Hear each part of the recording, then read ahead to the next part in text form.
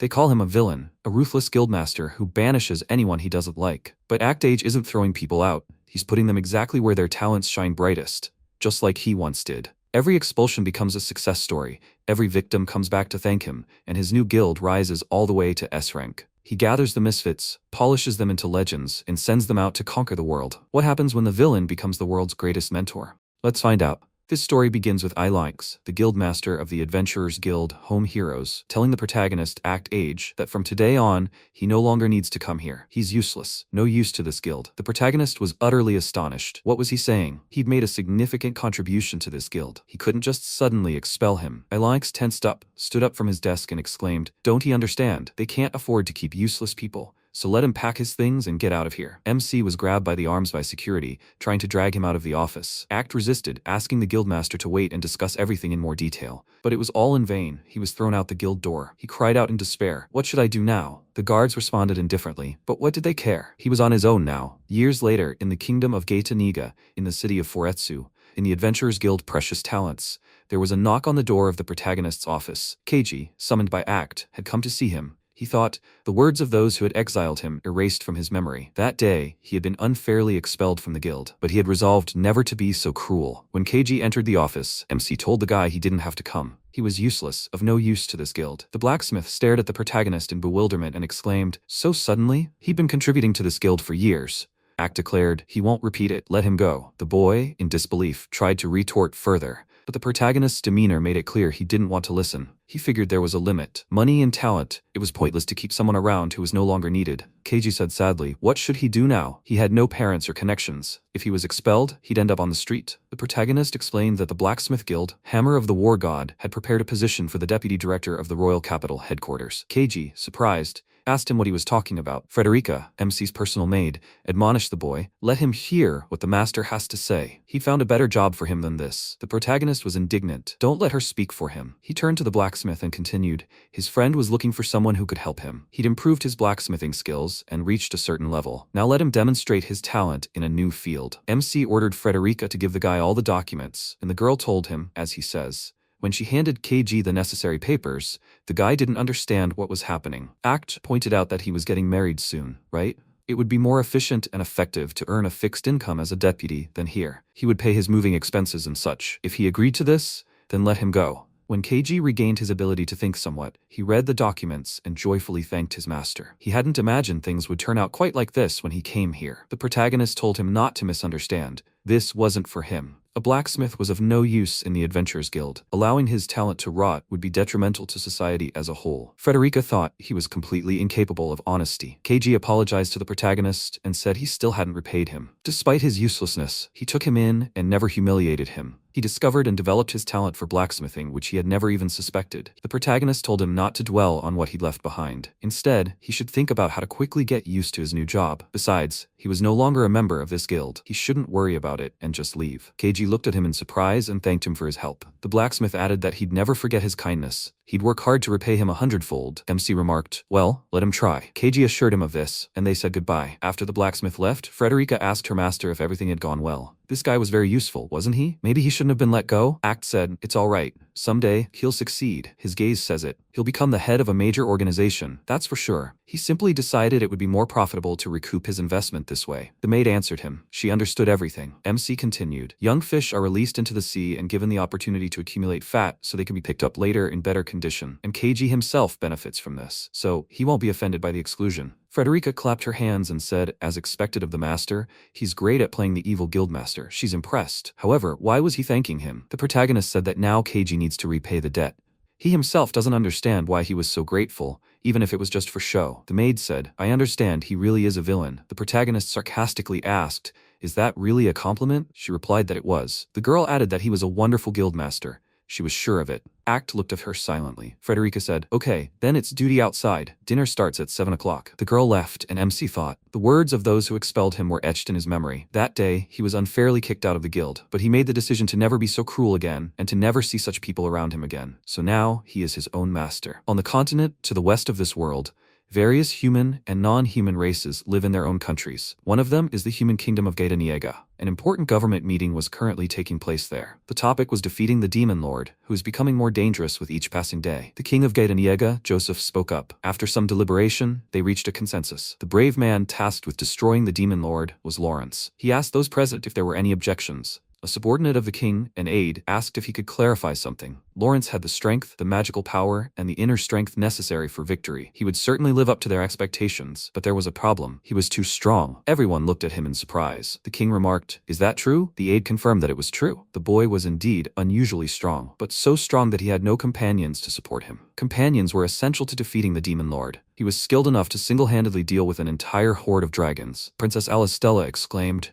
"This is beyond the pale." She thought, one person can handle opponents that would be difficult for a high-ranking adventurer to defeat, even with an entire party. How could she find a companion of such caliber? Humanity has so far been spared by the Overlord, rumored to be stronger than all others, only thanks to the holy enchantments left by ancient heroes.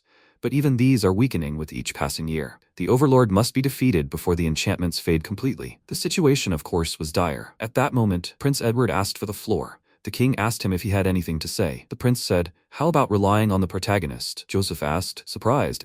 Edward remarked that he had spotted Lawrence's talent as an orphan and raised him. He was confident the protagonist would find someone who could stand alongside the brave one. The king considered his son's words. Alistella, surprised, asked her brother, "Who is that?" The assistant answered, "He's the worst guildmaster, about 25 years old now. He founded the Adventurers Guild Precious Talents at a younger age and later turned it into the second-ranking S-Class Adventurers Guild." Alistella asked, perplexed, "The worst? Aren't his achievements remarkable?" The guild had become so influential in just a few years. The assistant said he'd heard some nasty rumors about it. They say exiles people no longer needed in the guild to other places. He also said he has influence over nobles and even other countries. Rumor has it that guilds that were dissatisfied with him were destroyed overnight. The princess wondered in bewilderment. Could such a person really exist? The prince chuckled to himself and noted that they simply didn't want to take on the role of the chosen one, which they had prepared for someone else. Joseph chuckled thoughtfully and left the matter to his son, Edward. Bourne was about to object, but the king gave him such a look that he decided to remain silent. The prince told his father he would contact the protagonist immediately. Alistella asked her father if she could go with them. The king exclaimed in surprise. Why? The girl spoke like a princess, confident she would get to know him better. Moreover, she is obliged to ensure that important decisions concerning the future of their people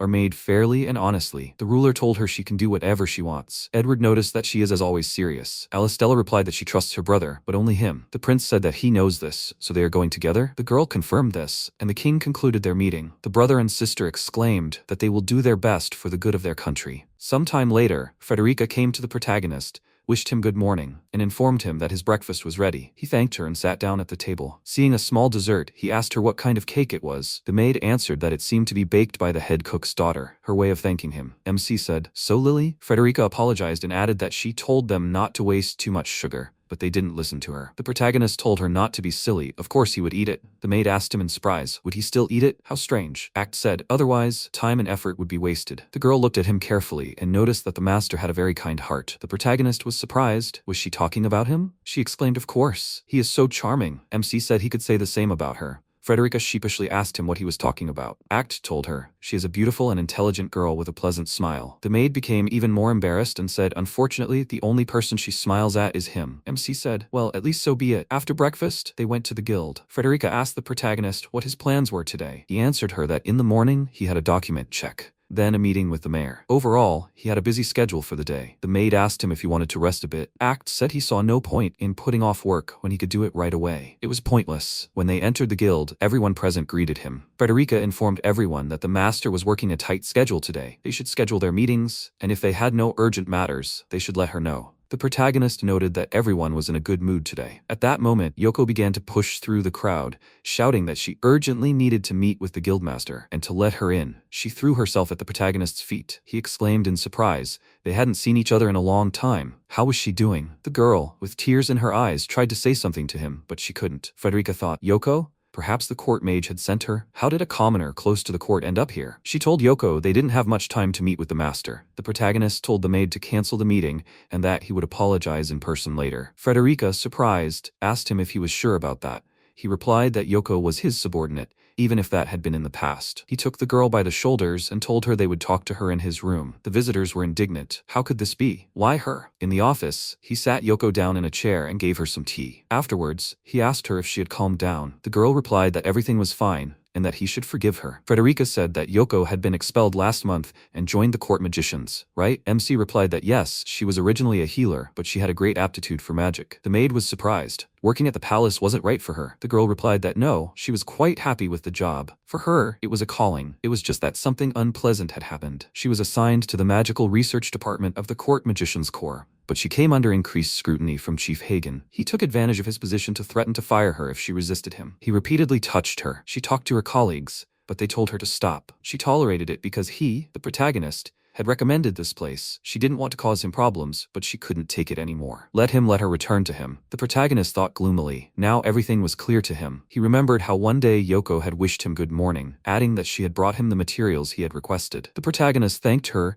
and, looking closely at her, noted that she looked unwell. He asked her if she was unwell. The girl answered, and she took her temperature, but everything was fine. It was only 39 degrees Celsius. He wanted to shout at her to go home, but he knew Yoko was a person with a strong sense of responsibility and quite dedicated to her work, so he offered her a job as a courtier. She was very surprised and delighted, thanking him, saying that for her, it was like a dream come true. She would do everything in her power. And now, MC looked at the dejected Yoko and told her to raise her head. He got up from the table and apologized to her. The protagonist added that he should have learned more about the inner workings. It was his fault. The girl, astonished, objected to him. What was he saying? It was all Hagen's fault. Act apologized to the girl once again and said that he couldn't agree to her request. She looked at him with pain and said she had nowhere else to go. He asked her about the position of court mage. That was her childhood dream, right? The girl exclaimed in surprise. He remembers that? The protagonist answered her, remembering all the dreams and goals people had told him about. As befits a guildmaster, he never forgets such things. In any case, he will take care of it, so she shouldn't give up on her dream job so easily, understand? The girl looked at him in confusion. MC told Frederica to set up a meeting at the palace. The maid asked him if she should send them a message. The protagonist said no, he'd simply show them what would happen if they touched his polished gemstone with their dirty hands. He pulled a simple magical transmitter from his jacket pocket.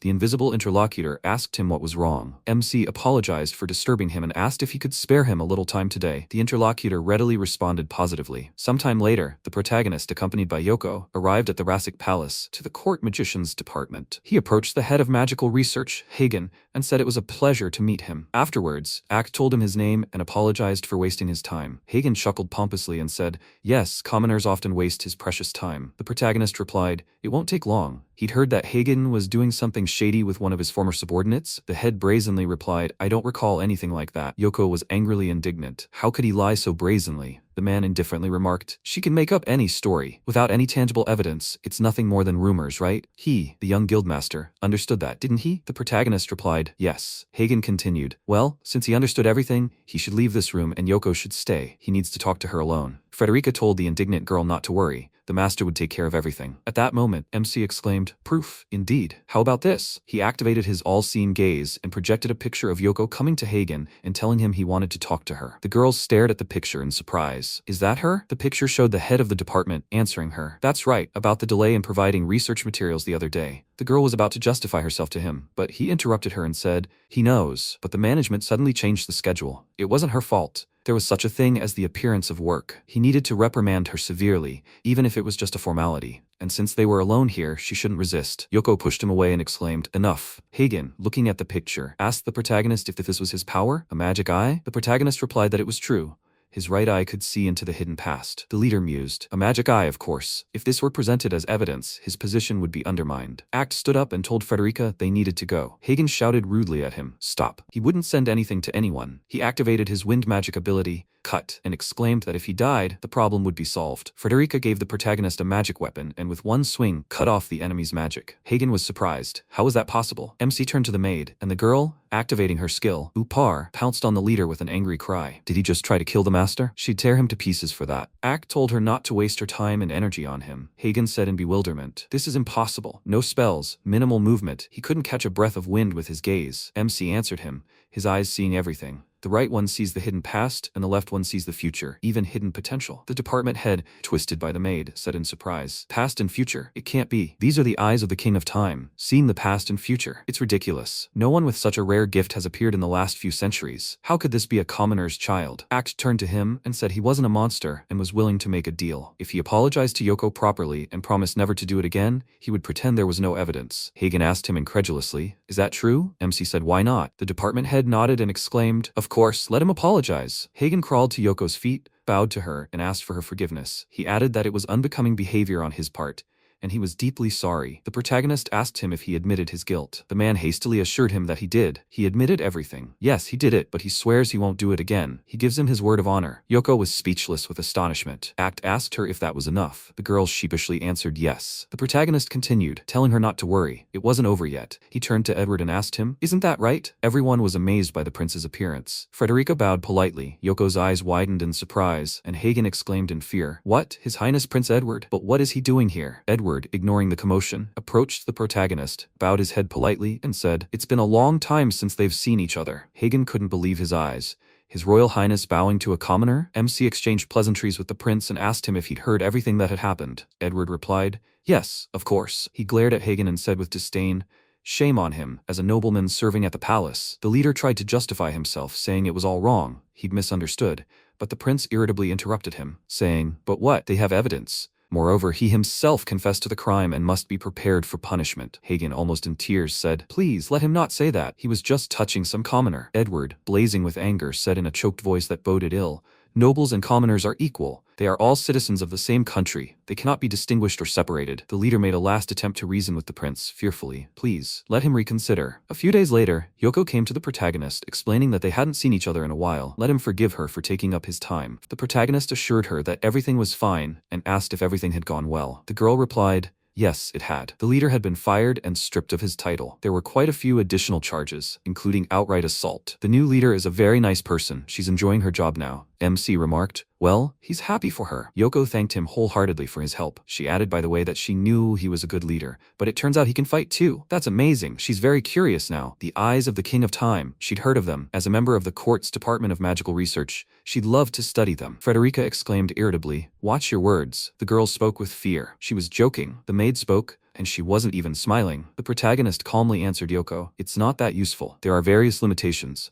The future, seen through the Time King's eye, becomes increasingly unclear the further away the event is. Sometimes the future differs from what he saw. Also, this skill consumes a lot of magical power, so it shouldn't be used carelessly or too often." Frederica confirmed that it was true. The master certainly has eyes and intelligence that allow him to make predictions, but he's not an omnipotent god, so she shouldn't have any illusions. Yoko exclaimed, yes, she understood everything. If they had any problems, she would definitely help them. Frederica, thinking she was being blunt like a wife, replied that they would be happy to work with her. The protagonist was indignant. What kind of formality was this? Yoko once again warmly thanked her benefactor and reminded him that from now on, she would try to help them. After she left, the maid told MC, "Excellent work, master." He not only solved the problem but also created a powerful line of communication with the most promising candidate for the next head of the court mages. Act asked her if she was so surprised. It was an obvious move. She asked, perplexed, "Then why are they all thanking him?" He remained silent, staring out the window. The maid concluded, "He really is a terrible guildmaster." Sometime later, after the problem with Yoko was resolved, the protagonist met with the prince. He thanked him for his concern. Edward told him there was no need for thanks, since they were the ones who failed to stop such injustice. He added that he had a favor to ask of him. He would like to entrust him with the selection of members for the next party of heroes.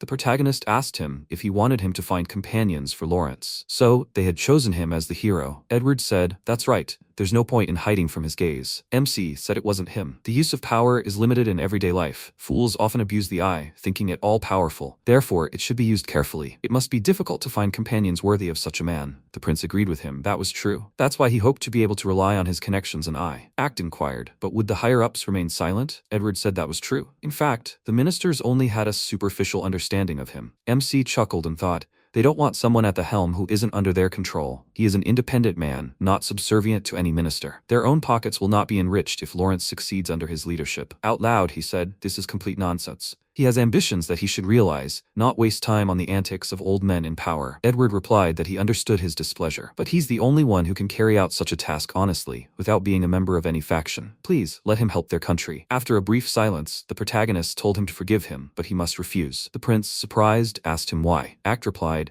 because he doesn't care about the country's future. The door swung open and Alistella entered, indignantly exclaiming, "How can he say such a thing? And why is he refusing the king's order?" Edward addressed her by name in surprise. MC calmly replied that it wasn't his business what happened to the kingdom. That was Lawrence's concern, especially since he was no longer his subordinate. Not everyone should help the heroes, and besides, the royal house was helping them. Or were they so weak that they were forced to rely on commoners? The princess's irritation knew no bounds. She turned to her brother and suggested that he leave. Edward tried to pull his hand away from hers, but the protagonist pulled it back, asking her to stop. She angrily asked him, "What else?" He told her it was late. They better leave tomorrow. Alistella remarked with surprise. She didn't think he could show any concern, but she wasn't obligated to listen to his advice. The protagonist shrugged and said, "Well, they're free to do what they want." She exclaimed, "That's what she'll do," and pulled her brother along with her. Edward apologized to him and said they'd see each other again. After they left, Frederica remarked that she'd been rather rude. MC asked her if she'd heard everything. The maid replied that she had, and she could barely restrain herself from beating the little rude woman. He advised her not to waste time on this. She wanted to object, but Act firmly added that he wouldn't repeat it again. His thoughtful expression alerted her, and she called out to her master. He turned to her and said he had some business with her. Frederica remarked, "I see, so he saw something?" The protagonist thought, sometimes the eye sees the future on its own. That is, unintentionally. However, the problem is that it pays attention to critical situations. After a while, he informed the maid that he needed to go out. She told him as he ordered. But wasn't she obligated to help these people? The protagonist said, "Don't misunderstand. This is still just a step towards realizing his plans." At that time, the king's children were returning home in a carriage from MC. Alistella told her brother about the protagonist. She didn't expect him to be like this. He's simply a terrible person. Edward told her not to be angry with him. He was right. Defeating the demon lord is, in essence, the royal family's duty. She was indignant. So he was supporting this bore? Her brother countered, he wasn't being rude, he just didn't know how to express emotions. He was probably the kindest person he could remember. The princess exclaimed, apparently he hadn't seen enough good people. Edward thought, this is a shame, this can't go on. Both Mr. Act and his sister are essential to the future of their country. He said there's a difference between being kind to others and being genuinely kind. When a person receives a royal appointment, they can be subject to unnecessary persecution from ministers. Alistella said, but she still doesn't think he should put his future above the future of the entire country. The prince had a point. Right? So how should they compensate him for the inconvenience he'll experience? Act is the head of the organization, obligated to protect himself and his people, and now he faces the important task of selecting heroes for the group. And if he fails, not only the kingdom, but also his guild in particular, will suffer. Now did she understand the reason for his refusal? The girl, embarrassed, answered her brother affirmatively. The prince continued, he's actually a good guy. The princess spoke up, but he made it seem as if the rumors about him were true. Her brother assured her that she would see for herself very soon.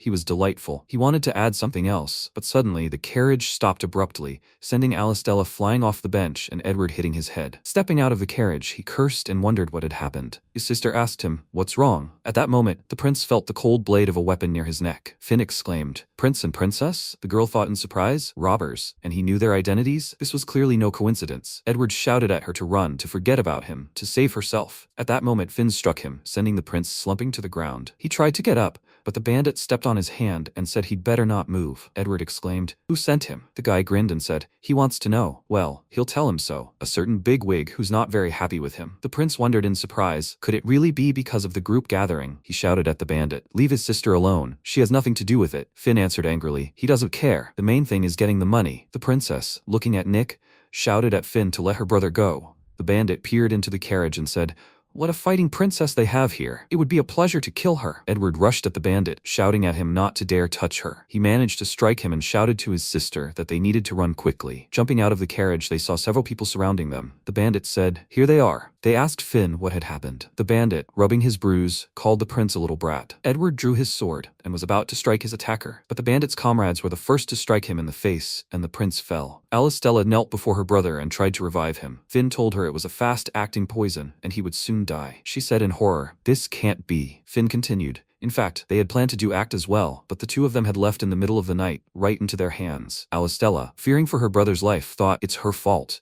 If only she had listened to the protagonist's advice, none of this would have happened. She began to apologize to Edward, who lay motionless. At that moment, Nick came up to her, grabbed her hands, and said, well, now it's time to play with her. The girl began to struggle and scream at him not to touch her. The bandit noticed how pretty her face was. He simply couldn't control himself. He threw her to the ground and pinned her to it. The princess began to struggle and call for help. The bandit told her that help wouldn't come. They were in the middle of the night in such a forest. He exhaled loudly and added, what a beautiful voice. And her scream was even better. Now he wanted to know how else she could scream. The girl closed her eyes helplessly, thinking she didn't want to see his face. At that moment, the protagonist's voice rang out. He asked the bandits what they were doing here. Nick noted in surprise. Who are they? He let go of the girl and turned to the protagonist. Act said, well, that's what he's saying. He's giving them a chance to leave. Finn exclaimed smugly, oh, how carefree it is to walk alone in the forest. This will save them the trouble of searching for him. MC looked at Alistella and told her she was stupid for ignoring his advice. Now, let her face the consequences. Nick called out to him, and telling him not to ignore him, he rushed at the protagonist. The princess shouted at the protagonist to run. At that moment, Nick struck him but missed. Alistella was surprised. It couldn't be. Act dodged, barely moving. MC, deftly turning around, stood behind Nick and dealt him a fatal blow. All the bandits stared at him in surprise. Finn wondered in bewilderment. How did he do that? The protagonist approached the girl and handed her his cloak to cover herself with. The princess accepted it gratefully and, turning to her brother, called out to him. MC told her to calm down. He had stopped the poison from working. She asked him in confusion, what did he say? He explained to her that he had the ability to manipulate specific time. Alistella couldn't understand how that was possible. Act said, the ability to stop or speed up the flow of time in the body. With this, he stopped the spread of the poison in the prince's body. Now he just needed to remove it, and he would be saved. The girl turned to her brother again and thanked God. The protagonist turned to the bandits and said, so, have they had enough of this conversation? Then maybe they'll keep quiet while he twists their arms? Finn exclaimed smugly, what is he talking about? He may be strong, but he can't defeat them all. The protagonist chuckled. Really? Then how about this? A fireball appeared in his hands, which transformed into a monster and attacked the bandits. Finn asked him in bewilderment, what kind of monster is this? Act said that thanks to him, he was able to get rid of the trash that was scurrying around the capital. While he was at it, he even fed the cute beast. The bandit was indignant. How dare he say such a thing? He thought, what's wrong with this guy? MC answered, he doesn't owe them any explanations. Finn called on the remaining bandits to attack the protagonist and finish him off. The bandits rushed at him, but Act, with incredible speed and strength, scattered them all one by one. He thought about time manipulation, where if you focus the power of the eye on yourself and accelerate, you can move at speeds beyond human capabilities. Finn cursed, wondering in surprise, what kind of trick is this? How can he do this? At that moment, explosions began to appear near the bandits, and Finn exclaimed, monster! A short time later, the opponents were defeated. Alistella couldn't believe her eyes. At that moment, a carriage appeared not far from them. The protagonist told the girl not to worry, he was on her side. The carriage approached them, and the princess realized with surprise that it was a detachment of court healers. So Act foresaw her brother being poisoned? Who the hell was he? The healers jumped out of the carriage and rushed to the prince to treat him. Alistella was deeply touched by the protagonist's gesture, deeply ashamed that she had thought ill of him. He helped her up and seated her in the carriage. After a while, Bourne, after listening to his assistant's report, angrily exclaimed, what is he talking about? The assassination attempt on the king's offspring had failed? And what about that Black Wolves Assassins Guild? Had they lost? No, he would personally check everything, let his assistant vanish from his sight. The minister used a simple magical transmitter, but he couldn't contact his interlocutor. At that moment, Frederica entered his office, a severed hand dangling from her hand, containing the transmitter from which the call sounded. The minister, dumbfounded, thought, this is the hand with the insignia of the Grey Wolves Guildmaster. He fearfully asked the girl, who is she? Frederica politely curtsied and, wishing Minister Bourne good morning, said that Mr. Act had sent her. Looking him intently in the eyes, she added that she was his reaper. At that moment, the minister's device rang. The maid told him it was a call from her master and that Bourne should answer it. The minister answered the call and heard the protagonist tell him, checkmate. The Assassin's Guild had been destroyed. The minister exclaimed, this is complete nonsense. The Grey Wolves couldn't have lost so easily. Act asked him if the girl he'd sent had provided proof. Bourne looked at his hand and began speaking quickly. Exactly, money. He'd pay him whatever he asked. They needed to come to an agreement. That's right. After all, he was as much of a villain as he was. He needed to profit too. And anyway, he was proposing to join forces with him. Suddenly, the minister realized it was snowing. He exclaimed in surprise, what is this? Frederica, who had caused the precipitation, ominously declared, let him not dare compare the master to such a worthless creature as he. The girl created a block of ice, encasing the minister. Afterwards, she informed the protagonist that she was finished. She added admiringly, he took advantage of the attack to eliminate the minor villains. That was a brilliant move, he replied. Excellent. Have her return immediately. After a while, Alistella approached the MC. He asked her, what would the young lady like? The girl was confused by his question and thanked him for saving them. The princess added, she thought about it and decided she should apologize to him. The protagonist said, next time, she should just listen to other people's advice. Alistella looked at him in surprise and thought, this isn't just vagueness, right? Just advice. He must be that kind of person. The girl asked him, he knows, right? The Grey Wolves, the assassin guild that attacked them, had been destroyed. Her father, upon receiving the news, saw only bound, bloody assassins. They say there was a conspiratorial minister among them, and he spilled the beans. And they say he was trembling, never wanting to go public again. He orchestrated all of this, right? Why does he do so much for them? The protagonist told her, Don't be mistaken, it's a personal matter. Because if they were hunted, it would affect him too, as someone connected to them. She asked in surprise. Connected? MC asked. Haven't heard from Edward? He'd been chosen to assemble a group of heroes, and he was supposed to help him with this matter. The princess thought. Now it was clear to her. In this case, Act would be out of sight and he wouldn't be criticized. She asked him, but why? He'd already refused the request. Frederica said. She was forced to admit she completely misunderstood the master. The maid pulled a stack of documents from a drawer and continued, he had intended to help Master Edward from the very beginning. The princess exclaimed in bewilderment. What? Frederica pointed to the documents and said, here's the proof. Looking through the papers, Alistella noted in surprise, a list of candidates for the heroes group? So many in just a couple of days. The protagonist answered, no. They had been selecting suitable people long before the request. Did the princess understand? They knew in advance that Lawrence would become a hero? She thought in surprise how convincing he had been back then during their conversation. It was simply astounding. The girl remarked that if that were the case, they could have simply said so. The maid remarked, how can I put it? People like that are called tsunderes. The princess was surprised. What? Frederica giggled and said, it seems she's the only one who understands the master. The protagonist turned to Alistella, embarrassed, and asked if that was all she needed from him. Then let her go, the girl answered. Not quite. Let her stay with him for a while. The maid was indignant. Why? The princess explained that she didn't yet fully trust the protagonist and wanted to understand whether he was a good or evil person. Frederica irritably remarked, what kind of selfishness is that? Alistella repeated, selfie? Perhaps, but she has a recommendation from her father, the king of this country. She took a document from her bag and showed it to the protagonist. The maid snatched the piece of paper from her hands, saying, now she'll see what's on it for herself. Unfolding the document, she read, until the selection of a hero's companions is completed, should the princess be accepted as an assistant into the guild? She noted the guildmaster's seal on the document. She realized that the princess was now an observer. She turned to her master and angrily declared that she would drown the palace in an eternal prison of ice. He told her to stop ranting. It was a waste of time. He read the document himself and said, so from today on, he allows her, the princess, to serve by his side as his assistant. The maid exclaimed irritably, what about her? Act told her that she would teach Alistella her duties. Frederica, barely restraining herself, silently walked to the door, grabbed the handle and shouted, even if she was royal, she shouldn't expect any favors. After which, the maid slammed the door loudly and left. MC told the princess that even though it was a formality, since she was now with them, she would have to do her job properly. Alistella answered him. She understood him. She would also watch him closely and find out whether he really was the evil guildmaster or not. He chuckled and said, let her do it. The guildmaster's personal maid's morning began early. Frederica, hearing the alarm ringing through her sleep, languidly thought, oh master, you shouldn't do that. She stretched sweetly, reluctantly stood up, did her morning toilet, tidied herself up, put on her uniform, and went out to everyone else. She wished everyone good morning and announced that it was time for the morning meeting. Lily raised her hand and asked if it was true that their master ate her cake. The maid replied that it was true. He said it was very delicious. The girl reacted emotionally to her words, delighted by what she had said. She added that she would try even harder to please him. She would learn and continue cooking. The chef turned to the maid and told her that he had come again. He had been hanging around here since last night. Lily grumbled. Again? She couldn't stand him. He was so persistent. What should she do? Frederica said, I understand. She went to the newcomer and told everyone to leave it to her. Approaching the gate, she saw Elonx and thought irritably, wow, a suspicious character has been hanging around here since early morning. It was a hassle, but maybe she should look into it. Although it wasn't her concern. The man raised his hands and exclaimed, he's not a criminal. He's the guildmaster of a major guild. Home heroes. Frederica said mockingly, he must have been mistaken. A major guild, Mr. Elonx? The man smiled obsequiously and exclaimed, why, it's Miss Frederica herself. He asked her how the protagonist was doing. The girl replied that the master was still asleep.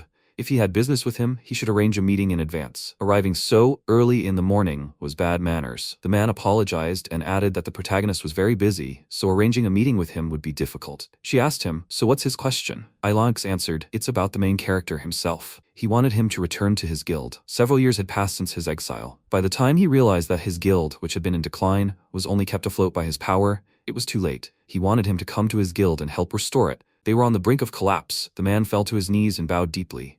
As if under a spell, he begged, please. Frederica, barely containing her anger, said, this won't happen. Elonx exclaimed in bewilderment. Why? The girl had said, expelling the master without cause, and now asking him to return. Isn't that too selfish? He ingratiatingly suggested. Then how about an alliance between their guilds? The maid said firmly, that's out of the question. There's no benefit to them. Let him go. The guildmaster threw himself at her feet, grabbed her by the arm, and begged her not to leave. He exclaimed, Act is a merciful man, saving the weak, right? Let him help them too, please. The girl angrily threw him away, encased him in ice, and shouted at him to stop immediately. She added, Master does indeed extend a helping hand to the weak and offer hope, but he does it for the greater good, and worthless creatures like him don't deserve virtue. Elanx was shaking from the cold, wanting to say something but unable to. The maid took pity on him, snapped her fingers, melted the ice, and said, she apologizes for her outburst. She understood his desire to contact Master. However, doesn't he have something else to do? He should make an effort to rebuild his guild himself. Elanx exclaimed, that's completely impossible. Frederica said that since he'd banished him as useless, he must be incredibly strong and skilled himself. The Master would have said he could still manage on his own.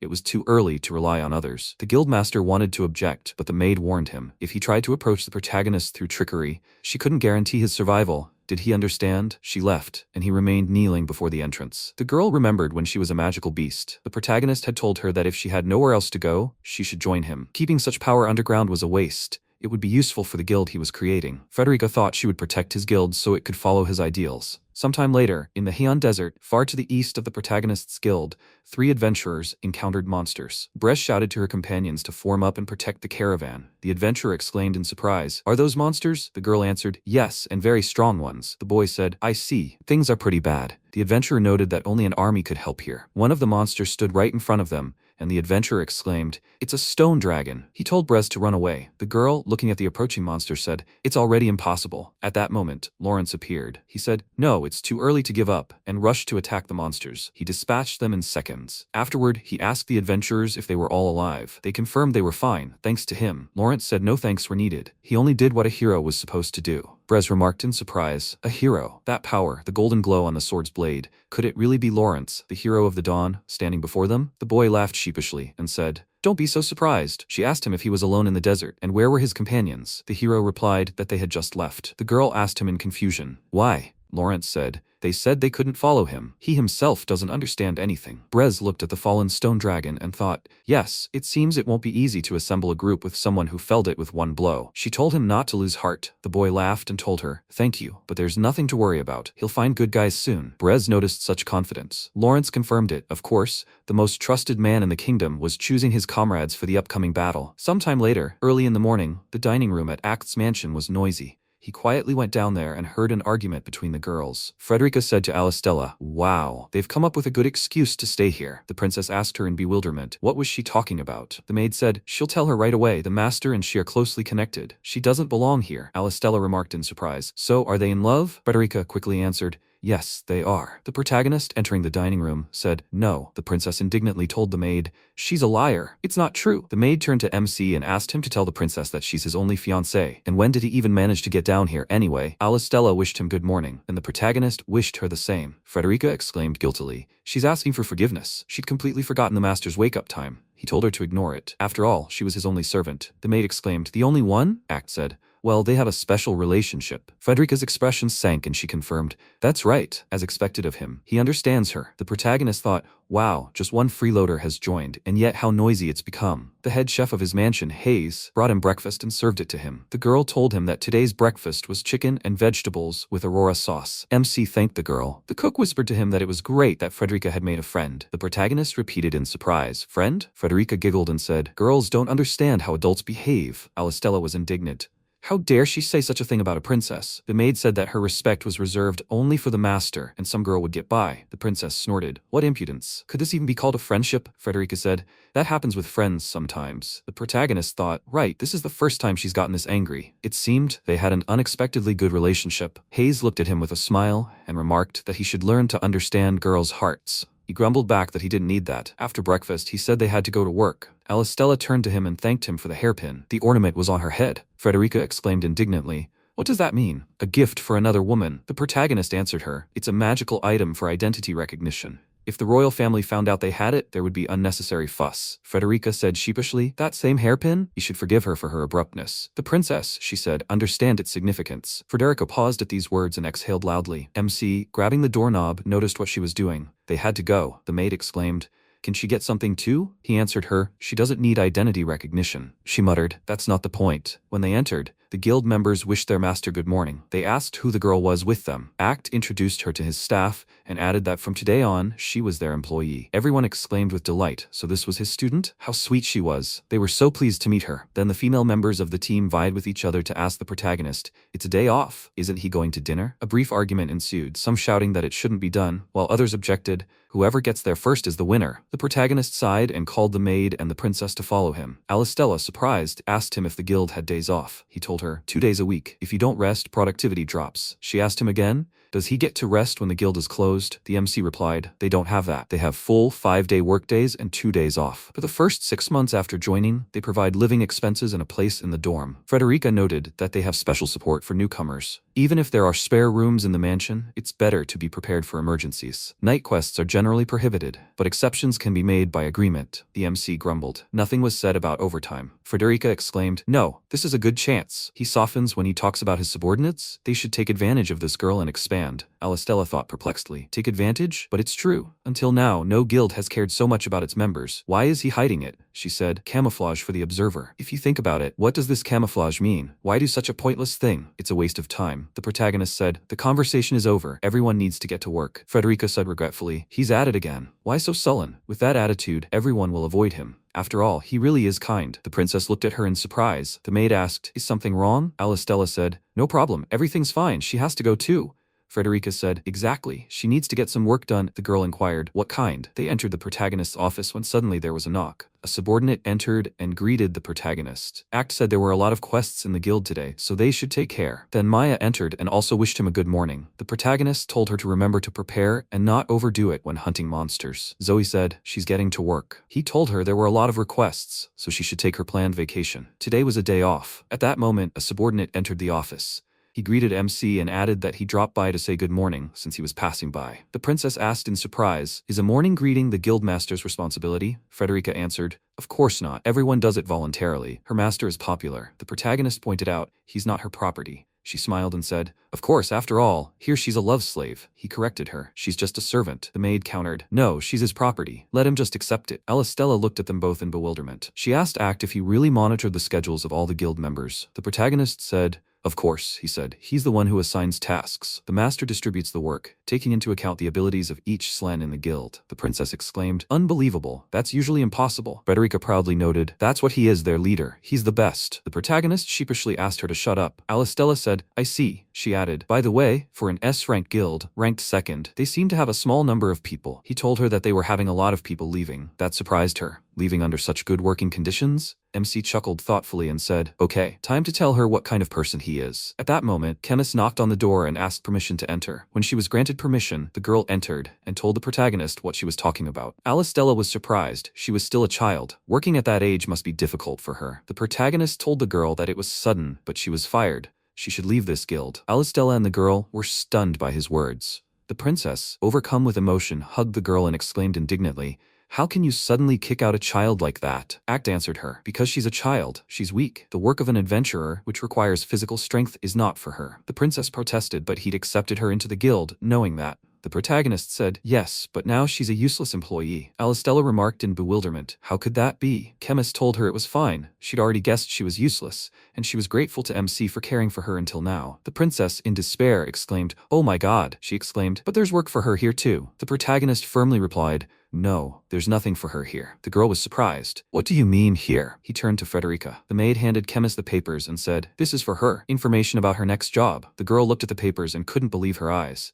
The protagonist said, she's weak, but her talent as an alchemist is simply superb. The alchemist guildmaster was just looking for a capable assistant. Alistella remarked in surprise. The same alchemist guild in the capital? She'd heard they were elite. That was simply incredible. Chemist remarked admiringly, such a good place for her. He told her to pack her things quickly. She exclaimed that she would definitely try her best. The protagonist reminded her not to forget to request moving expenses before leaving. The girl, her eyes shining with happiness, assured him she would do so and thanked him heartily for everything. She also apologized. The princess asked in confusion, what was that just now? The MC replied that she would see this in any guild, right? Expulsions happen sooner or later. Alistella exclaimed, but preparing a good place and even taking care of the moving expenses is another matter. He shrugged and said, he's simply doing what's necessary to fulfill his ambitions. She repeated in surprise, ambitions? Finding a party for the hero? Is that what he meant? The protagonist said, of course. The princess wondered. Ambitions connected with creating a guild and then expulsing people with such hassle. What on earth is that? The MC told her that time was up and that she should call the next one. Another guild member entered the office, apologizing. After a while, Act announced that the workday was over and they should go home. Frederica noted that he'd exiled 5 people that day. He said, yes, that was a lot today. Alistella said that if he exiled people so often, she was afraid bad rumors might spread. The protagonist asked her if she now understood what kind of person he was. The girl answered, yes, he was kind and caring. He exclaimed in surprise. What was she even talking about? At that moment, Frederica grabbed the princess's hand and said, yes, that's right. Does she understand now? The master never exiled guild members for trivial reasons. He was head and shoulders above all those mediocre guild masters. Alistella agreed with her. The protagonist invited them home. When they left the office, they saw tables set with the guild members sitting at them. They began inviting their allies to dine with them and have a drink at the end of the workday. They hadn't had dinner yet, had they? The princess asked Frederica in surprise. Is it always like this here? The maid replied, yes, they wait until the end of the workday. The girl's amazement knew no bounds. She turned to the protagonist and said, he really is popular. The maid exclaimed, of course he is. He's the best guild master. When the allies finally arrived home, the protagonist sat down at the table to review the documents. Frederica came in and told him she had brought him hot tea. He noted that he hadn't asked for it. The girl replied, a first-class maid brings what the master wants at the right time, even without being asked. The protagonist said, fine, let her leave it. Frederica, noticing the papers, said, didn't he himself tell them not to work overtime? MC said it was a task from the king. Find comrades worthy of Master Lawrence. The maid read the news on the papers that Lawrence had this time slain an ancient earth dragon with a single blow. She wondered, by the way,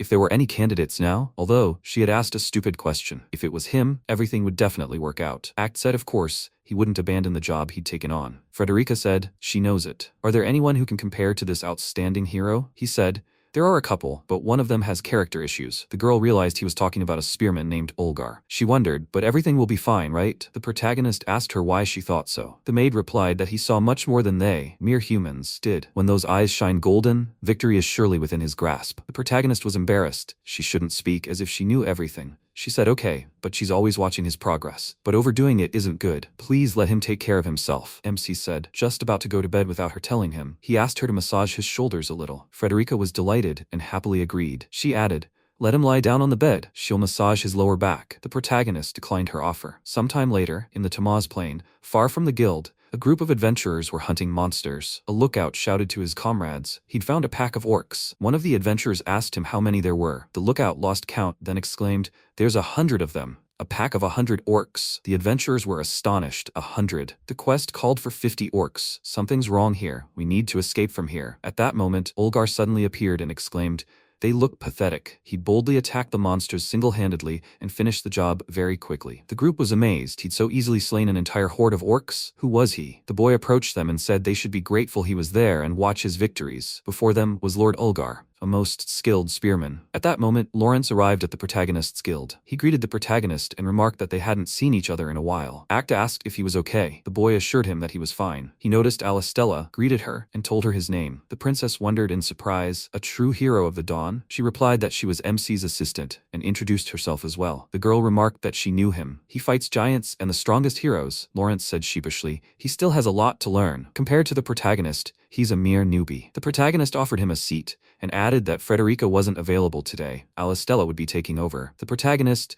of course, noticed another person who understood him. He wished the girl good luck and asked her to take care of Act. MC asked him what had happened so suddenly. The guy apologized and asked why he'd called him. The protagonist replied that he was looking for companions. Lawrence said that since he was already on the case, he was at peace. So they were waiting for one of them? The protagonist replied that yes, he should wait a bit. He'd be back soon. After a while, Olgar's voice rang out. He turned to MC and said, well, did they call him? Act apologized for calling him so suddenly. The spearman replied that yes, he'd managed to squeeze in some time from his busy schedule. And there in the chair is Lawrence, the hero of the dawn, right? The hero smiled at him and said, he's right, and he welcomes him. The interlocutor replied, he's Olgar. If he takes up a spear, he has no equal. Let him remember that. Alistella muttered in bewilderment. His behavior's so arrogant. Olgar asked those present, so what's the purpose of the meeting? The protagonist answered, pointing at Lawrence. This guy needs strong partners, and they've decided to consider him. The spearman exclaimed, if so, then he's at peace. He deserves it. After all, only he can be a worthy partner. Lawrence shook his hand firmly, thanked him, and added that he'd been waiting for a man like him. Olgar laughed and remarked, that's right. The protagonist asked him to stop. The spearman exclaimed in bewilderment. Why? Act said someone like him was no match for Lawrence. If he keeps clowning around, he'll give up on his idea. Olgar exclaimed in surprise. What? There must be good reasons for such words. MC replied that there were. He knew him better than anyone, so he was completely sure of it. Spearman said, then let them forgive him, but he's leaving. He told the protagonist that if he stopped interfering,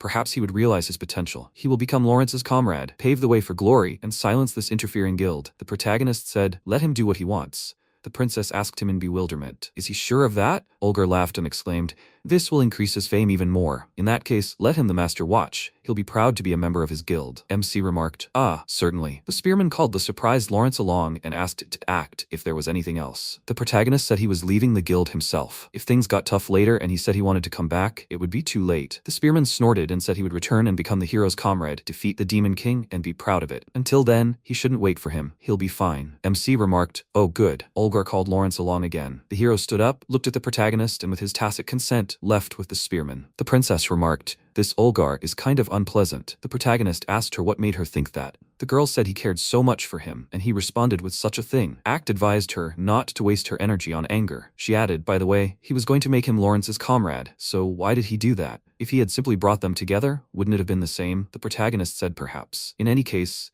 everything would become clear in about 2 weeks. After this time, Lawrence contacted the protagonist via transmitter and exclaimed that something bad had happened. The protagonist asked him what had happened. The hero answered him, Olgar, he disappeared. Alistella looked warily at MC. Sometime later, someone's scream was heard from a tavern in the central city of Noya. It was Olgar, who was outraged. He exclaimed, what a shame. Every day was like hell, these training sessions. Why had he become the hero's comrade? At that moment, Lawrence told him it was time for the 100-kilometer run, and then 10,000 spear swings. The spearman protested, no way, he would die like this. That's it. He was leaving. He was fed up with it all. He remembered his last conversation with the protagonist and thought, even though he had said it so abruptly, it really wasn't true. Come to think of it, the place had been nice. He wanted to go back, but he couldn't. What should he do now? At that moment, Ford wished him good evening. The spearman looked at him in bewilderment and asked who he was. The boy apologized, told him his name, and added that he was a scout. He was looking for capable people for the guild, and he knew him. He was the best spearman in the world. Olgar immediately assumed a solemn air and declared with a chuckle that it was so. Ford told him he'd recently single-handedly defeated 100 orcs.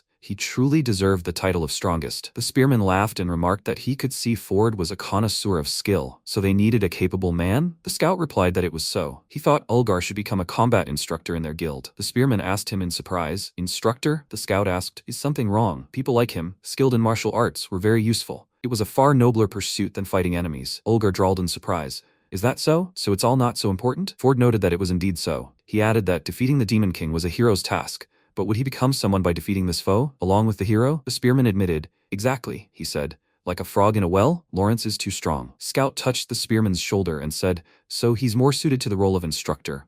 And a trainer's life is comfortable and well paid. The boy answered, I see. At that moment, the protagonist's voice rang out. He asked the spearman, is he here? Ford muttered, here he is. Olgar said in surprise, Guildmaster? They hadn't seen each other in a while. The protagonist looked at Ford and noticed, he's the deputy guildmaster of the hero of all seasons? Scout said, he remembered him. What an honor, MC said, but he has business here. The spearman clutched his head, unsure what to do. Act addressed him as if he were useless, Olgar, and said he'd heard rumors he'd escaped. The boy was indignant. He didn't escape. Let them stop over-dramatizing. The protagonist said Lawrence's training was tough, so he ran away. He was right about him. He's nothing but small fry. Olgar angrily clarified. Did he call him small fry? Act said that was right. He fled with his tail between his legs, thinking he couldn't compare to Lawrence. And what is he after that, if not small fry? Olgar irritably retorted. He's not small fry. MC told him. Exactly. He's even weaker. Spearman exclaimed. Then let him prove it. Fight him. If he wins, the master will take back his words. The protagonist chuckled and answered, fine. But if he wins, Olgar will admit he's weak. The guy retorted, he can't lose. Act turned to leave and invited Olgar to follow him. Spearman thought irritably about the protagonist. Idiot. He just sits at the table all the time. He won't lose to him. Ford, who had followed them out, thought, he'd made up his mind. Olgar had finally regained his fighting spirit. Any more and he would have completely fallen apart. And Act age isn't that simple. When they arrived at the training center belonging to the protagonist's guild,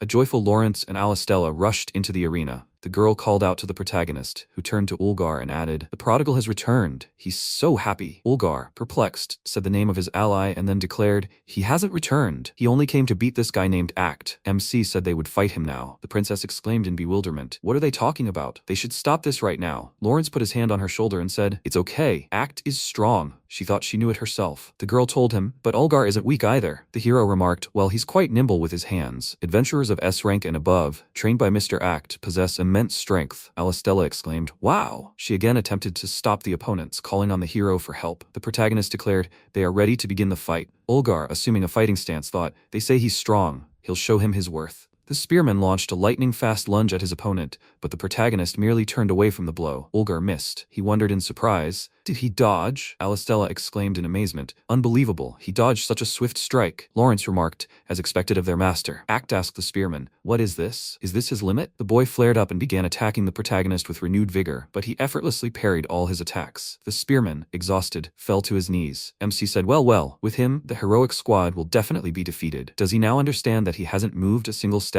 The princess was shocked. Even as a fighter, he couldn't touch him. This is true power. Ulgar said sheepishly, "That's not true. He's not like that. He's the strongest spearman." With these words, he jumped to his feet and doubled his strength. The power of his aura even touched the princess. The spearman thought in amazement, had he been hiding such enormous magical power all this time? Fine, now he'll get it. He attacked the protagonist again, but the main character dealt him such a blow, without moving from his spot, that the boy flipped in midair. Act said, "That was a good blow." Ulgar, lying on the floor, was perplexed. He began cursing in despair. MC said, "Here's proof. He's weak." The spearman, struggling to get up from the floor, angrily said, "They'll fight again." Act told him it was useless. Even if he fought him now, no matter how many times, he wouldn't be able to win. He just kept making a fool of himself. Passing Lawrence, the protagonist told him that he was entrusting the matter to him. The hero replied to his master that he understood. The hero approached the spearman, addressed him by name, and said it was a good fight, especially the final blow. The results of his training were clearly visible. The boy, touched by such concern, addressed the boy by name, and barely containing himself, shouted after the protagonist that he would become even stronger than he was now, and he would make him admit it. He would get what was his. The next day, the princess excitedly turned to the protagonist and asked him if he had seen today's newspaper. Lawrence and his squad seemed to have defeated the demon clan, and Ulgar distinguished himself so much that he earned the title of general. MC, calmly sipping his tea, remarked, "Is that so?" Alistella continued,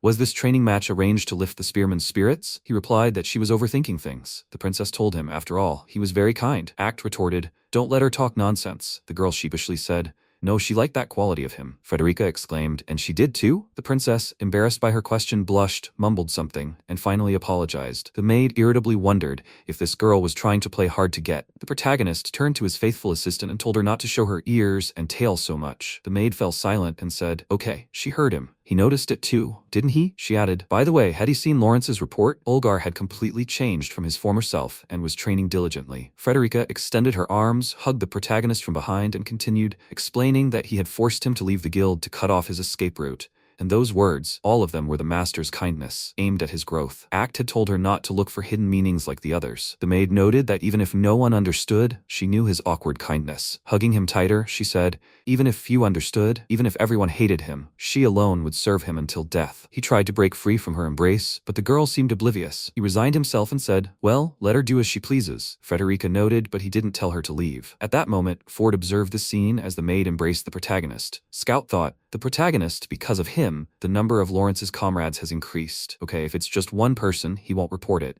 It's within the margin of error. However, could it really be her? He looked closely at Frederica, noting that if this interfered with the plan, then, as expected, everything would fall apart. But his intuition was right. For now, he would only observe. At that moment, the protagonist sensed something and glanced sideways at the window. Sometime later, early in the morning in front of the guild building, Frederica said, "That's all for today." The protagonist replied that it was. He raised his hand to the door and noticed a noise inside. The maid listened and said in surprise, "That voice, it can't be." Upon entering, they heard Roselia's loud voice greeting the guildmaster. Vanguard number 1 said they hadn't seen each other in a while. The protagonist asked her if she was okay. The girl exclaimed, "I missed him so much. I thought I was going to die. He was so menacing today." Frederica answered irritably, "People don't die of loneliness." Roselia exclaimed, "The guildmaster is so precious to her." The maid, unable to contain herself, exclaimed angrily, "Is she flirting with the master again? Stop this immediately." Roselia, hugging the protagonist, declared, "It's her, Frederica." The maid exclaimed, "Exactly." Her anger knew no bounds. Vanguard turned to MC and said she had someone she'd like to introduce him to later. He asked,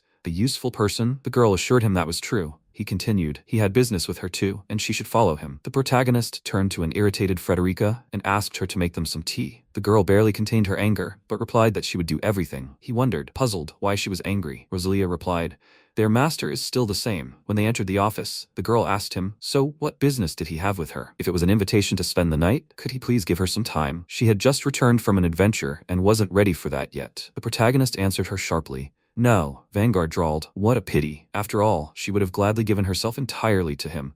If he ever decided to do something, he could let her know anytime. MC told her he wasn't going to sleep with his subordinates. The girl remarked, is he threatening to send her to another guild? He suggested she stop fooling around and get down to business. He called her to tell her she was expelled from his guild. The girl gasped in surprise and said, expel? Suddenly, a fiery vortex appeared between them, from which Mizari appeared, angrily exclaiming, she can't just remain silent. Not only had he deceived her master, but he's now expelling her. Is he kidding me? MC, surprised, asked Rosalia, who is this fairy? The girl answered in surprise, it's Mizari. She saved her during the fire dragon's attack. She had nowhere else to go, so she took her in. The protagonist said, I see. Now, about the exile. Mizari angrily exclaimed, don't let him ignore her. He must hear her. The fairy turned into a pillar of fire and attacked the protagonist. Her blow sent him flying into the closet. Rosalia indignantly called out to her assistant, yelling at her, what is she doing? Mizari, returning to human form, exclaimed, she won't admit it. That such a weakling could be her mistress's guildmaster? Act closed his eyes and said, not bad magic skills. Very well, he'll let her join the guild. Mizari exclaimed irritably.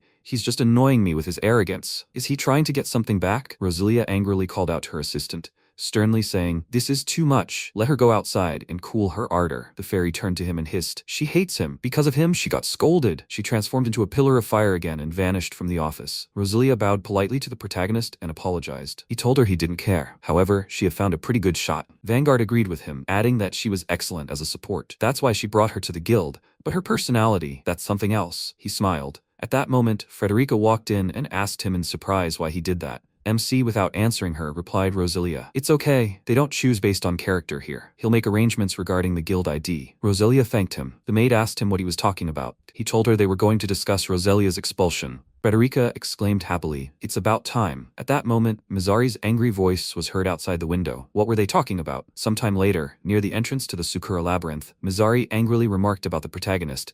That guy is so annoying. Henry rebuked her. Don't let her say that. The guildmaster is really cool. The fairy asked her in bewilderment. Why? Ride answered her, because he sees the hidden essence. Bridge agreed with him. Mizari exclaimed irritably, what's wrong with them? Henri said, the guildmaster is actually a very kind person. The whole team agreed with her, but Mizari couldn't accept it. She asked her mistress, what about exile? The girl answered, she refused, so he changed his mind. Mizari thought in surprise. Besides, did her mistress have some kind of suggestion? Suddenly, she became wary and told her savior, there's a secret passage ahead. Vanguard answered, she can't see anything. The fairy said it was an illusion wall. Henri said, let them wait a bit, she needs to check something. Mizari exclaimed, better hurry, and dived inside. Rosalia grabbed her assistant by the collar, pulled her out, and hissed at her. Does she want to kill her? She mustn't dare do that again. The fairy was indignant. What's wrong? Everything was fine. Rosalia stuck her hand through the spatial opening and noted with surprise that it really was a hidden space. The team entered, and Mizari told her mistress to follow her. The girl reasonably pointed out to her assistant that her noticing it was commendable.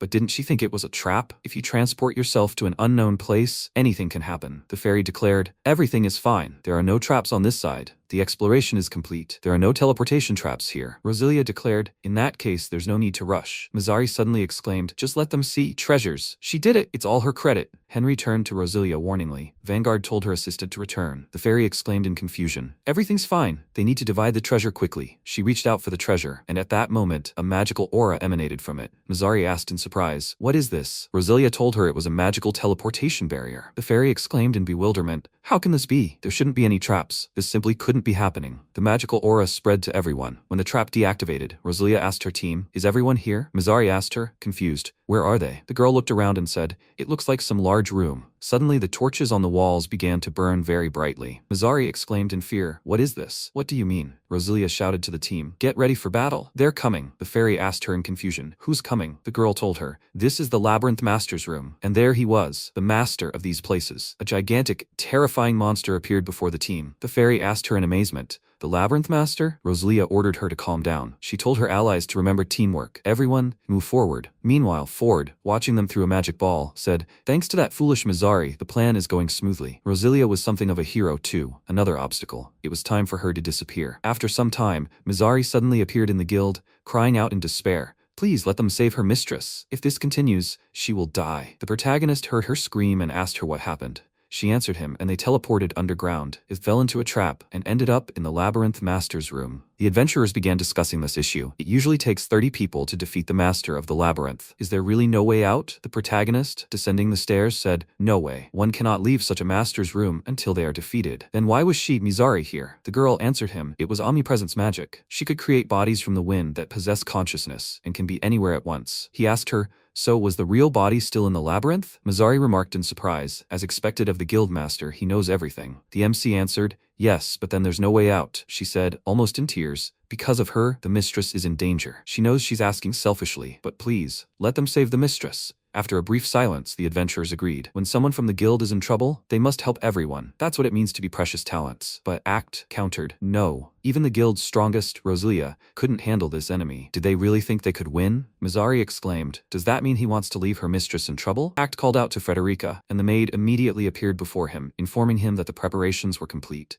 He turned to Mizari and told her they needed to go. The adventurers exclaimed in delight. She had nothing to worry about now. It seemed their master had a plan. Frederica was incredibly strong too. Mizari asked the protagonist, will he really help? Even after what she had said to him, the protagonist told her not to be mistaken. It wasn't for her sake. Although Rosalia had chosen to participate in this quest, all responsibility lay with him. And besides, it was too soon to lose someone like her. She thanked him, but if he went, nothing would come of it. Frederica smiled and told her she would understand everything herself. Their master wasn't only merciful, he had other strengths as well. The allies rushed toward the Sukur dungeon. The protagonist was ahead of everyone. The fairy remarked that it was good for him to hurry, but if there were traps, he would fall into them. The maid told her no problem. The master avoided all traps and all enemies. Mizari noticed with surprise. Now she understood. They hadn't encountered a single trap or enemy. Well, what was this anyway? After a while, she said, they've arrived. So quickly, following the main route. The protagonist called them forward, and the allies rushed after him. Rosalia, meanwhile, desperately fought the monster. She thought, those tentacles of his, no matter what they looked like, they were damn hard. The demon, mocking her, intensified his attack. She exclaimed angrily, what will he say to that? She activated triple slash and severed several tentacles. She thought it was working. The girl used triple dash along with violent bloom and rushed forward. She only needed to reach the enemy's body. Suddenly, she realized the monster's tentacles were growing again. They were generating too quickly. She had failed to carry out her plan. She was confused by the enemy's endless regeneration. She was gradually losing the initiative in just a few attacks. If only she could double her speed, would she succeed? At that moment, the girl felt someone catch her in their arms. It was the protagonist, who arrived just in time. Rosalia was very surprised by his appearance. The protagonist turned to Frederica.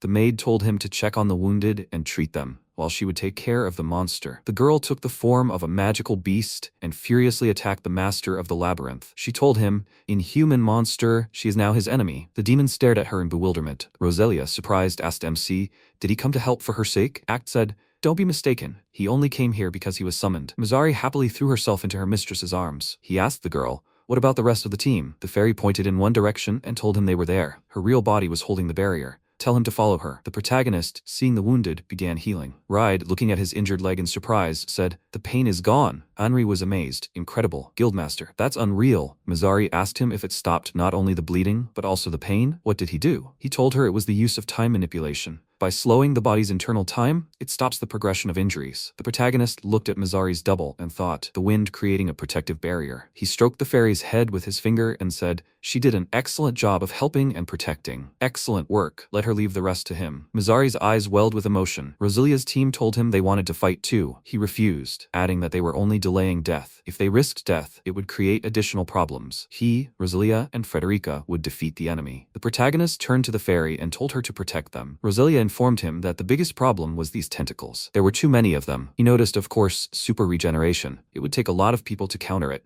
Rosalia noted in surprise, many people? There were only 3 of them. Act said, that's enough. 3 is enough. He turned to his comrades and said, it's time for them to finish this demon. The girls readily responded to his command.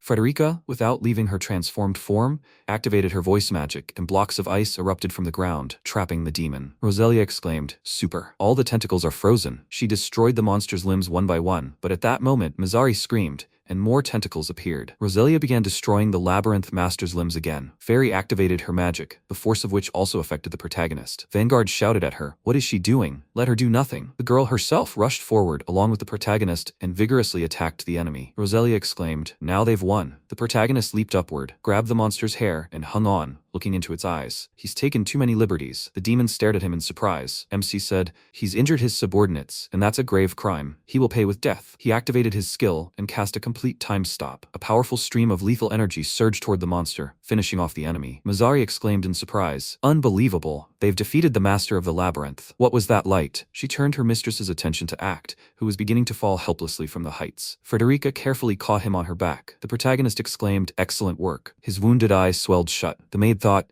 as expected of her master, he did an excellent job. She carefully lowered him to the floor and transformed into her human form. Rosalia, looking at the monster pinned to the wall, asked the protagonist in amazement what he'd done to it. He told her it was a technique that completely halts the internal time of anyone who met its gaze. She asked him, so just by looking at an enemy, you can instantly kill them? Mizari was surprised, but was such power safe to use? The protagonist said, no problem, they should go back. Suddenly, MC staggered. Frederica and Rosalia carefully grabbed his arms and turned to him with concern. He responded, merely swaying. Rosalia looked at him in surprise, then laughed and declared, as expected, he's their best guildmaster. A little later, in Act's office, Mizari remorsefully expressed her sincere regret that her careless actions had put her mistress and the others in danger. She truly regrets it and thinks she needs to leave her mistress. She's caused so much trouble for everyone. And the protagonist too, since the last attack had taken a heavy toll, right? She looked at his bandaged eye with remorse and added that she had injured the organization's leader, and she no longer had the right to stay here. The fairy was about to fly away, but the protagonist stopped her. He told her it was too early to leave. She was new to the guild. New people often cause problems. It was common. Mizari objected, puzzled, but this was a scale we were talking about. The protagonist added that the support in the dungeon had been excellent. He handed her a document and said, here is her guild mark. He officially recognizes her as a member of his guild. The fairy stared at him in surprise and tried to say something, but the MC interrupted her, saying that she had admitted her guilt and asked for help, trying her best. She did everything she could, even in the dungeon. He wasn't about to let go of someone who could act with precision and efficiency, leaving behind her pride. Let her continue to support Rosalia and the others. The fairy suddenly burst into tears and thanked him sincerely. She promised him that she would try her best, that she would work with all her might for him. Rosalia looked at her assistant with a smile. Act had spoken, and Rosalia, as punishment for putting the party in danger, would be suspended for a while. The girl asked him in amazement. Suspended? Mizari was also surprised by this. She exclaimed it was her fault that the group was in danger. The protagonist countered. The responsibility for the group's actions lay with the leader. The fairy tried to say something else, but Act said the guild had a refuge on the coast in a complex of villas. Rosalia should take the party members there for 2 weeks. Let everyone get some rest and experience seclusion. Mizari asked him, perplexed. Half a month in a villa at the shelter? Rosalia was as astonished as her assistant. The protagonist continued. At this time, they can do whatever they want. Go to the beach, relax. He'd give them enough money to live comfortably, so they shouldn't worry. Rosalia laughed, first timidly, then loudly, and Mizari did too. The protagonist wondered why they were laughing. Rosalia addressed him by name and said they'd have a good rest. Frederica sighed. Yes, it does look like a rookie trip combined with a vacation. Sending subordinates on vacation at the treasury's expense. What a vicious master. After a while, Rosalia's group was enjoying their vacation to the fullest. Basking in the sun on the beach, Mizari asked Rosalia why they'd wanted to expel her from the guild that time. The girl answered, saying they wanted to exile her and send her to the hero Lawrence himself. Mizari exclaimed in amazement. To that same great hero Lawrence? But why did she refuse? Rosalia said, because she didn't want to leave the protagonist. The fairy was surprised. Was that all? The girl exclaimed, but is that strange? Isn't it normal to always want to be close to the one you love? He always thinks about the future of his subordinates. When he has to banish someone, he does it harshly, so they won't doubt. But if the banishment brings pain, the master will revoke it. If it is the right decision for them. The fairy thoughtfully noted, so he really does think about them so deeply? Rosalia concluded. That is why everyone loves him so. Mizari said regretfully, is that so? So it turns out she was unfair to him. Her master answered her, that is true, but the master always forgives. He believes that the mistakes of his subordinates are his responsibility too. It is his style to speak like that. Mizari's expression indicated that she was pleased to hear such words about the protagonist. Rosalia sighed and said, so he has another rival. The fairy exclaimed sheepishly. What is she talking about? The girl laughed and noticed she blushed. So cute. She fell in love with the master too, right? Mizari, completely embarrassed, exclaimed, that's not true. Suddenly, Frederica spoke up. An aura of romance hung in the air. The protagonist asked her what nonsense she was talking about. The maid told him to finally admit that she was his number one. He answered, for him, all subordinates are equal. The girl countered, that's not what she's talking about. He's simply unbearable. She sighed and said, okay, she'll get back to business. Why did he come here? The protagonist told her after the boss died in the labyrinth, although Mizari, as the highest fairy, claimed there were no more traps. The teleportation worked. This seemed suspicious to him, and he came to the conclusion that it wasn't a trap. Frederica, surprised, asked him, what was it then? The protagonist said, Someone had used a teleportation spell on Rosilia and the others. The maid said, I understand, but teleportation is an extremely complex magic, which means the enemy is very powerful. Had he seen who it was? Act said, no, he wasn't here. The spell was cast from a great distance. Frederica exclaimed in amazement, that's impossible. Only a few possess teleportation, and to use it beyond the limits of the Eye of Time is beyond human capabilities. He asked her to calm down, and noted that there was only one thing for certain. Someone had tried to kill his people. The protagonist clenched his fists so hard that his fingers dug into the skin until they bled. The maid approached him, took his hand, and told him he'd hurt his hand, to calm down and stop being so angry. The protagonist, his voice thick with anger, said that some insolent person had dared to encroach on his subordinates. He would repay this debt, sooner or later, for sure. After some time, the protagonist asked the receptionist what she was doing. Camilla responded excitedly, thinking she was causing an inconvenience. He said he didn't want to hear any excuses. The girl apologized to him upset. The protagonist added that from now on she didn't have to come anymore. He told her to pack her things and leave quickly. At that moment, Alistella entered the room and wished him good morning.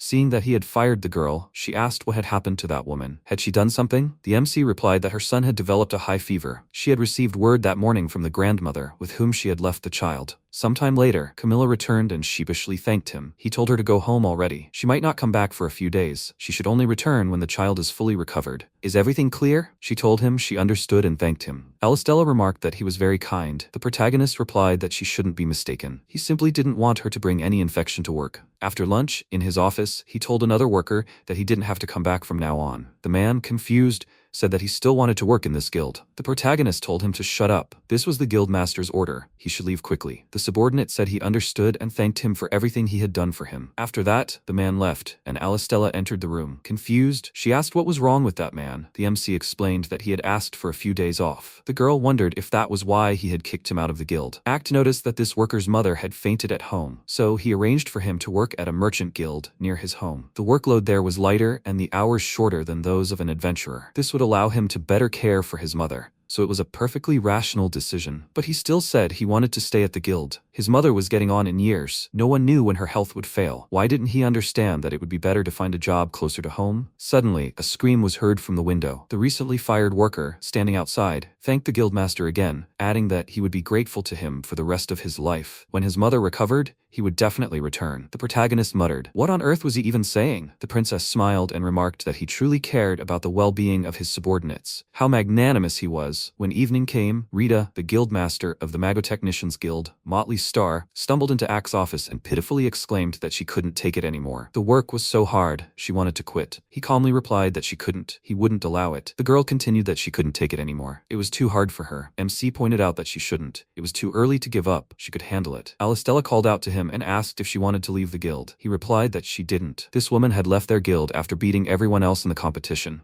Now she was the guildmaster of the Magotechnicians Guild. The princess exclaimed in amazement. She was so young and already the guildmaster? Rita grinned and asked if she was really that young. She gave her name and added that it was nice to meet her. Alistella, surprised, introduced herself in response and asked if she wanted to quit her job. The girl confirmed this and explained that she couldn't manage people. It was too difficult. She couldn't take it anymore. Please let her work under him again. The protagonist replied that he didn't. She'd been the guildmaster for 3 years already. It was time for her to pull herself together. Rita exclaimed that she'd been trying for 3 years. That's it. She couldn't take it anymore. He calmly stated that since she'd taken over the guild, its stats had been growing every year. The girl replied that it was just a fluke. The MC countered that success couldn't be achieved by chance. It was proof that she had the talent to lead the guild. He knew she was trying, but that wasn't the limit. She could do more. She had talent, both as a magitech and as a leader. He vouched for it. Rita, after thinking for a moment, told him he was right. If she quit now, she'd cause him trouble, and she didn't want that. So, she'd go back to work. MC said that if she had time to chat here, she'd better create something worthwhile. Rita exclaimed. Then, when she made a new design, the first thing she'd bring it to him. He told her that he'd be looking forward to seeing her. After all, she always made excellent products. The girl was flattered. The guildmaster had praised her. Rita calmed down and said, okay, she's going to work. After she left, the protagonist said, honestly, it's impossible to understand any of them. They'd found a good place to work. Why did everyone want to go back to him? Alistella looked at him thoughtfully and remained silent. He asked, perplexed, what was wrong with her?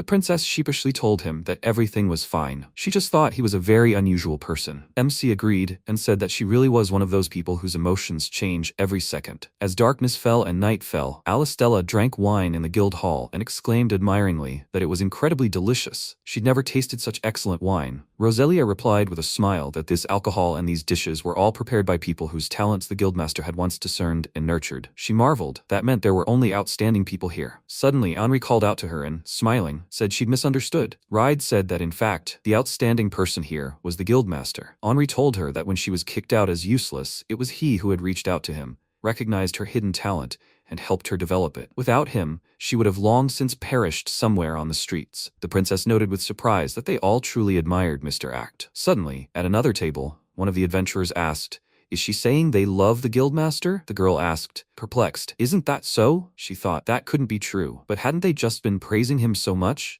Could he really be that depraved guildmaster from the rumors? Suddenly, Roselia called out to her and said she was sorely mistaken because they simply adored the guildmaster. One of the adventurers remarked that she had said it perfectly. Another girl added that the word like had long since lost its meaning. They simply loved him madly. They began telling her stories. Alistella, surprised, realized that everything was as she thought. She asked, "Mr. Act is a kind man, right?" Everyone readily agreed. Henri approached her and asked if she liked the guildmaster too, right? The girl became very embarrassed and exclaimed, "What's this all about?" One of the adventurers said that he was so reliable, smart, and handsome, no wonder one could fall in love with him. Alistella, embarrassed, replied that that wasn't what she had meant. Suddenly, Roselia slammed the table and declared that the guildmaster belonged to her. At that moment, all the adventurers began arguing. Alistella, perplexed, tried to calm them down, but it was no use. Roselia sheepishly declared that she wanted to devote herself entirely to him. She loved him. The princess ran up to her and told her to stop and drink some water. Suddenly, the protagonist himself entered the hall, asking with a serious expression what they were yelling about in the middle of the night. The staff asked fearfully. They were making too much noise, weren't they? He agreed, adding that they could even be heard in his house behind the building. It was because of them that he woke up. These daredevils decided to disturb his sleep, right? All the adventurers became very agitated and began apologizing. The protagonist slammed the door and ordered everyone to quickly go home and go to bed. After that, they began to pack their things. Alistella, watching this, remarked that it was strange. After all, they were scolded, and yet they were still beaming. Roselia replied that it was simply the guildmaster's concern. If they drank too much, they wouldn't be able to work tomorrow, so he came to stop them from getting drunk. She asked, so he wasn't angry that they were disturbing his sleep? Roselia exclaimed, "Of course not. Didn't she see? He wasn't even in his pajamas. He never gets angry without reason. Even when he gets angry, it's because he cares for them." Alistella thought, the world is full of guildmasters who treat guild members like tools and kick them out without cause. Mr. Act, on the other hand, sees people not as tools or pieces on a board, but as true subordinates. And now she's sure that her image of him as kind was entirely accurate. The princess said he was a good man. Roselia agreed, adding that he was genuine, and what's more, the best guildmaster in the world. The girl paused, and just looking at that smile, everything became clear.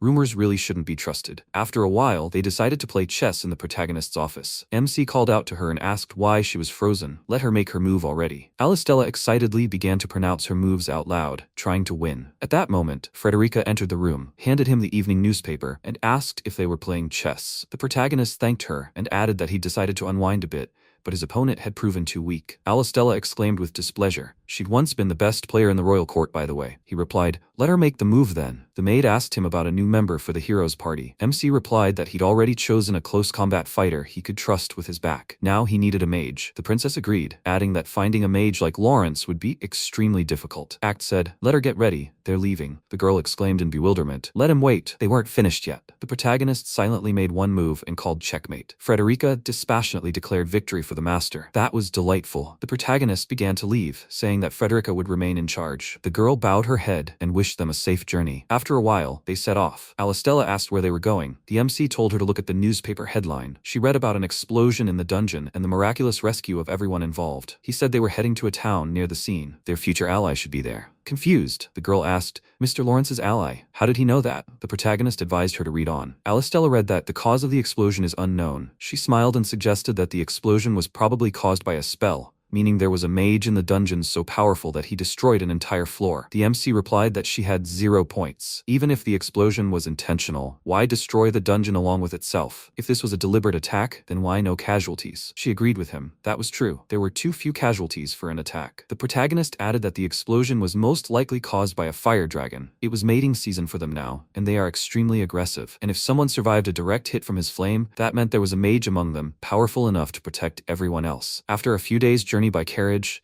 they arrived in the city of Livorno. MC and Alistella came to the Adventurers Guild and began asking everyone about the incident. Guildmaster Gary explained that an entire floor of the dungeon had melted. He thought no one had survived. The protagonist inquired about the name of the person who first reported it. The man replied that it was Eli. I think. He's a newbie, trying his best of course, but so far without much success. They say his companions bully him and consider him useless. He's already warned them several times. MC inquired, but he was the one who first ran to report it, right? Does he know where to find him? Gary agreed and replied that his team was currently at the tavern. They thanked him and left. Alistella asked if he really thought this Eli was a mage on Lawrence's level. He told her, yes, he certainly was. The girl pointed out that they called him useless. She found it hard to believe such a man was a great mage. The protagonist remarked that arguing without seeing him with their own eyes was a waste of time. They would find him and see for themselves. After some time, they arrived at a tavern. They approached a guy sitting at a table. The protagonist asked if they could talk to him. He was the leader of Eli's group, wasn't he? Hans grinned and told him no. He'd kicked him out of his team. The princess, surprised, asked the guy why. He explained that it was because he was useless trash. That's all. He'd only caused them problems. Even on that trip to the dungeon where the explosion happened, the loader kept whining about how they needed to go home.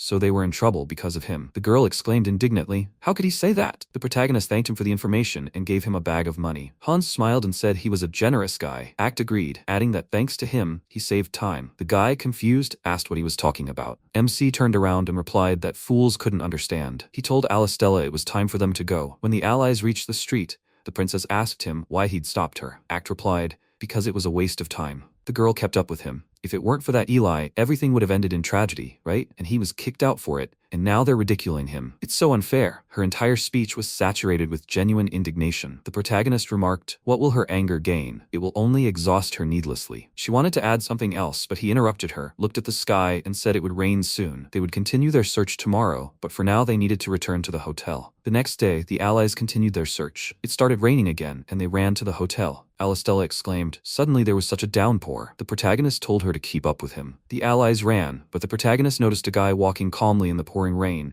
his whole figure expressing despair. Act stopped abruptly and looked at the passerby. The princess asked him in surprise why he had stopped. MC told her to return to the hotel and ran to catch up with Eli. The girl exclaimed in bewilderment, what's going on? What happened? The protagonist caught up with the guy and asked him, his name is Eli, right? The magician looked at him in surprise and asked who he was. The protagonist told him he was looking for him. Let him come with him. They needed to talk. He threw his cloak over the soaking wet boy. Eli, confused, asked what he wanted. Act replied that he wasn't going to do anything to him. Let him come with him. Eli thought for a moment and then agreed. When they arrived at the hotel, the princess, after listening to the protagonist, grabbed a towel and indignantly told her ally, how could this be? He could have at least explained properly that it was the same guy. He replied that it would take too long. Alistella began drying Eli's head, which was dripping wet. The protagonist turned to the princess and said there were separate rooms for men and women. Eli should take a hot shower first. The magician said with embarrassment, there is no need to bother so much. MC cut him off, saying, don't get carried away. He just doesn't want Eli to catch a cold and cause him trouble. He should hurry up. The princess whispered to the surprised boy, sometimes it's better to simply accept kindness with gratitude. He stood in front of his hotel room door, hesitating to enter. The protagonist told him to go already.